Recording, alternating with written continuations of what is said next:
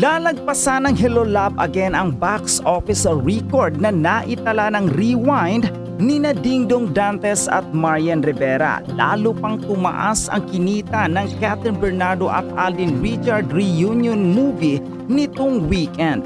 Noong Sabado, November 16 ay naka 130 million pesos ito at noong Linggo, November 17 ay 118 million pesos. Sa first 3 days ay naka 245 million pesos ang Hello Love Again, kaya sa loob ng 5 araw ay naka 493 million pesos na ito nationwide. Hindi pa kasama riyan ang kinita nito sa ibang bansa na pinag-uusapan na rin ito ng mga kababayan natin sa abroad. Pawang magagandang feedback ang nakarating mula sa ilang bahagi ng bansa na nakapanood sa Catherine movie. Maaring nakarelate sila sa kwento ni Joy at Ethan. Samantala, hindi pa rin naiwasang ikabit si Daniel Padilla sa success ng Catherine Love Team. Nag-trending ang hashtag na Daniel Padilla sa X sa dami ng mga nagpo-post na fans na dumagsa sa tipping ni Daniel ng incognito sa Baguio. Pinagkakaguluhan siya roon ng mga fans at pinuri-puri siya dahil sa pinagbigyan daw niya ang mga gustong magpa-picture sa kanya. May mga nag-post ding number 1 daw sa listahan ng hindi manunood ng Hello Love Again ay si Daniel Padilla. May ilan ding nag-post na nakikitang mas masaya ngayon si Catherine sa piling ni Alden at sinasabing ang eme raw ni Daniel sa tagumpay ng Hello Love Again ay Hello Alak Again. August 29, 2018, ipinalabas ang huling pelikulang pinagtambalan ni Catherine Bernardo at Daniel Padilla, ang The House of Us na mula sa direksyon ni Cathy Garcia Moreno. Ang nasabing Katniel movie ang naging pinakamalakas sa takilya sa kasaysayan ng pelikulang Pilipino that at time. Wala pang isang taon ang lumipas nang ipalabas noong Hulyo 31, 2019 ang unang movie ni Catherine Bernardo at Alden Richard na Hello Love Goodbye, also directed by Cathy Garcia Moreno, at kinabog nito ang kinita ng The House of Us. Ikinasa naman ang kasunod na Katniel movie, ang After Forever, na isu-shooting sana sa US. Inaasahang kakabugin nito ang box office record ng Katniel movie, kaso lumaganap ang pandemya at na-shelve ang proyekto. At noong November 30, 2023, opisyal na inihayag ni Catherine Bernardo at Alden Richard na buwag na ang tambalang Katniel makalipas ang 11 taon. December 25, 2023, ipinalabas ang Rewind ng Dongyan bilang isa sa 10 official entries ng 49th MMFF. Naagaw nito ang Hello Love Again, ang record bilang highest grossing Filipino film na hawak ng Hello Love Goodbye for 4 years. Pero wala pang isang taon babawian na ng second Catherine movie directed by Cathy Garcia Sampana ang trono mula sa Rewind ni Dingdong Dantes at Marian Rivera. Tuloy-tuloy ang pagtatala ng Hello Love Again ng mga bagong record. 85 million pesos on its opening day, 75 million pesos on its second day, bali 155 million pesos sa 2 araw, 90 million pesos on its third day, 245 million pesos gross in 3 days, at ayon sa source, 130 million on its fourth day, the highest single day gross ever. Bali 375 million pesos in 4 days. At iyon na nga 118 million on its fifth day sa kabila ng Hello Baguio Again. Bali 493 million pesos in 5 days. Maging sa international market ay nagpapakitang gilas ang reunion movie ng Catherine na first joint venture ng ABS-CBN Star Cinema at GMA Pictures. November 14 ito nag-umpisang ipalabas sa Australia at New Zealand.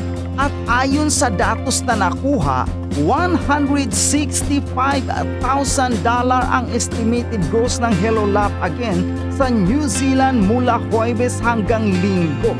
Bali pangatlo ito sa Gladiator 2 at Read 1. November 15, Biyernes, nagsimulang ipalabas ang Hello Laugh Again sa 248 cinema sa North America maging sa Saipan at Guam.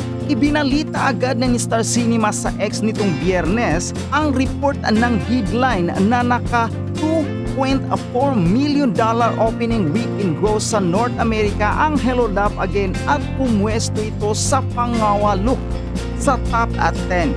Yes, itong Hello Laugh Again ang bukod tanging bagong release sa top 10 ng North America last weekend at based sa estimate ay ito ang pinakamataas ang average sa top at 10. Paniguradong aabot sa tenga ang ngiti ng mga Katden fans dyan sa magiging content natin ngayong araw mga chika. Dahil alam nyo ba na pumalo na ng 566 million pesos ang gross revenue ng movie ni Catherine at ni Alden. Tama ang narinig nyo mga chika, 566 million in just 5 days. Di ba kumbaga 5 araw pa lang yan na re-release sa sinihan. Mga chika, halos kalahating bilyon na yan. At bukod pa dyan mga chika, ito mas mabigat. Kasi alam nyo ba na pumasok sila sa top 10 na highest gross earner ng mga pelikula sa US. So kalaban nila dyan mga chika, yung mga Hollywood film. Ayun nga mga chika, no, sa stats na ibinahagi ng Star Cinema, nakuha ng Hello Laugh Again ang number 8 spot mga chika sa mga pelikulang inirelease sa US ng weekend na may pinakamalaking kinita. Kaya nga sa mga bashers dyan, nagsasabi na tinipid daw yung pelikula, na edited daw yung mga scene, yung mga background kung saan shoot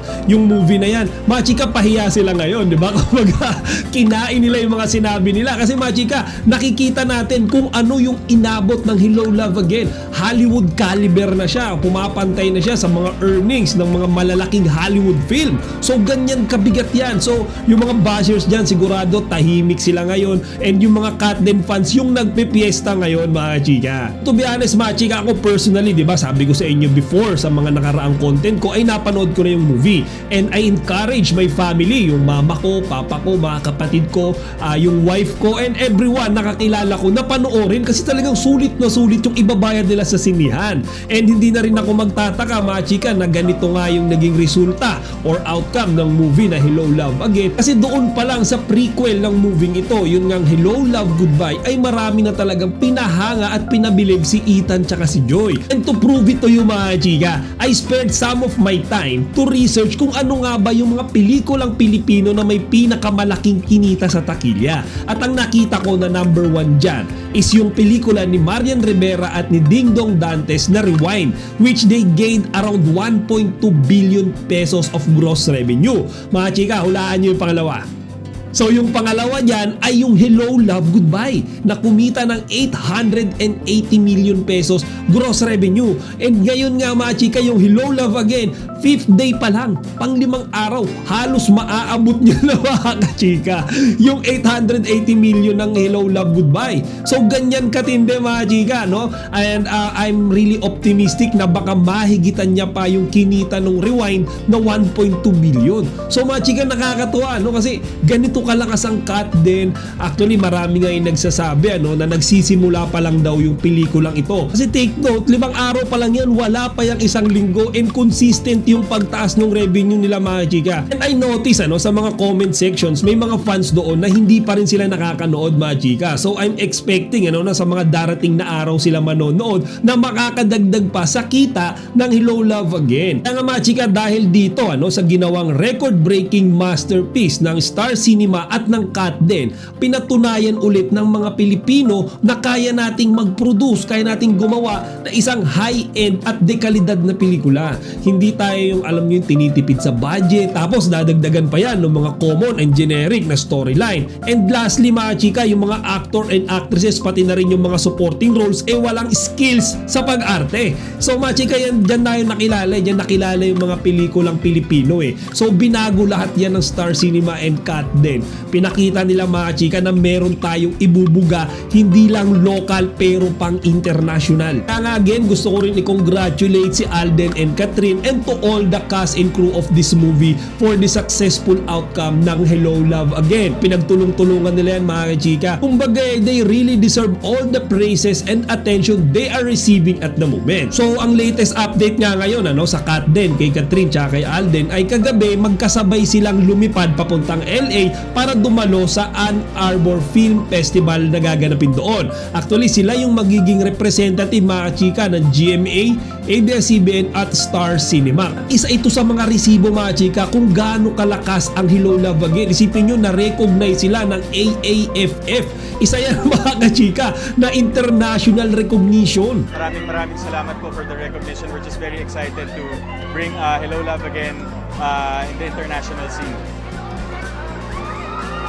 Yes, we're very proud, of course, gawang Pinoy, at mapapakita natin not just here but in LA, and I think this is the first time na mangyayari yun. So it's us representing GMA Pictures and Star Cinema and ABS-CBN as well. So nakaka-proud lang na kaya pala natin. So yun, sana magustuhan nila. We're very grateful. Maraming salamat po sa pagmamahal at suporta na binibigay niyo po sa amin at sa pelikula. No words can express how grateful we are for the turnouts po, and we're just very happy na maraming nakaka-appreciate po sa Hello Love Again. And lastly mga chika, before we ended this video, gusto ko lang din magpasalamat in advance sa Kat din ulit. And of course sa production ng movie na ito, kasi ayon sa interview na ginawa sa kanila kagabi, sinabi nila direkta mga chika na portion nung na-earn ng movie na ito ay idodonate nila sa lahat ng mga biktima o nasalanta ng bagyo. ABS-CBN and GMA Pictures decided to, share it and to give back sa mga tao na nasalanta ng bagyo. So, as much as we love to celebrate, parang ang hirap din ngayon kasi iba yung lalo yung mga natamaan ng bagyo. So yun, sana makatulong in our own little way, and yun, mag-ingat na lang tayo lahat.